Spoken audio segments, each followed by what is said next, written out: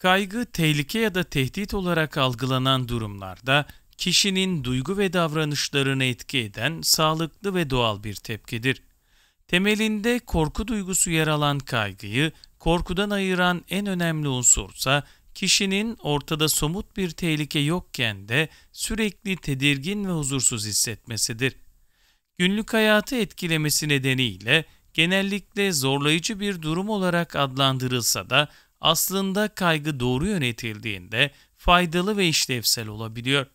Memorial Ankara Hastanesi Psikoloji Bölümünden uzman klinik psikolog Eda Atay, kaygının sanılanın aksine sağlıklı olabileceğini belirterek şu önemli bilgileri paylaştı.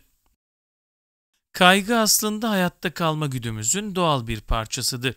Organizmamızın savaşma, kaçma tepkisidir. Bizi güvende tutmaya yarar. Belirli miktarda ve kontrol edilebilirse sağlıklıdır. Hatta koruyucu işlevi bile vardır. Bireyin olası risklere karşı daha dikkatli olmasını, durumu iyi analiz etmesini ve olaylar karşısında doğru şekilde konumlandırılmasını sağlar. Aynı zamanda motivasyon verici ve harekete geçiricidir. Bunun için kişiye gerekli enerjiyi verir, dikkatini toplamasını ve konuya özenle yoğunlaşmasını sağlar. Bazı insanlar kaygıyı daha sık deneyimlerken bazıları ise daha az yaşar. Travmatik olaylar, sağlık sorunları, kalıtsal faktörler, geçmiş zaman deneyimleri ve mizaç kaygı deneyimlerimizi etkileyen faktörlerdendir. Geleceğe dair plan yapmamıza ve öngörülü davranmamıza olanak sağlayan kaygının yokluğunda kişi mutlak bir huzura kavuşamadığı gibi olası risklere de açık hale gelir, kontrolünü kaybedebilir ve bu durum sağlıklı değildir. Peki kaygıyı lehimize çevirmek elimizde mi? Kişi tüm olumsuzluklardan sıyrılıp kaygının olumlu getirilerine odaklanmak istiyorsa zorluklarla baş etme becerilerini geliştirmeyi hedeflemelidir.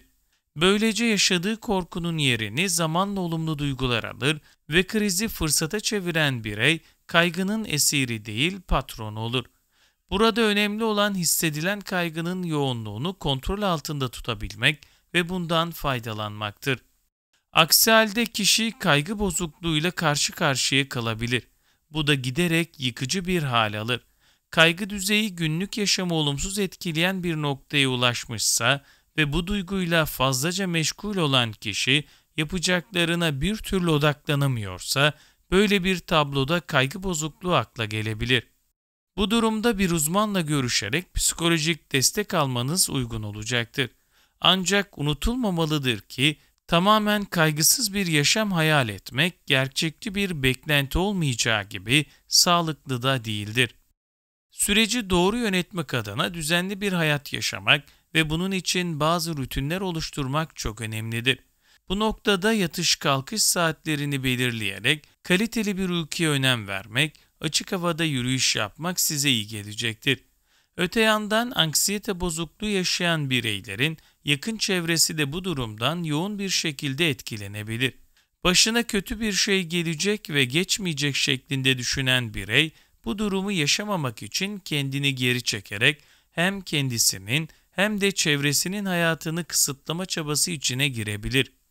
Bu durum kişinin kaygısını anlayamayan yakınları için yersiz görülebilir ve yeterince anlaşılamayabilir.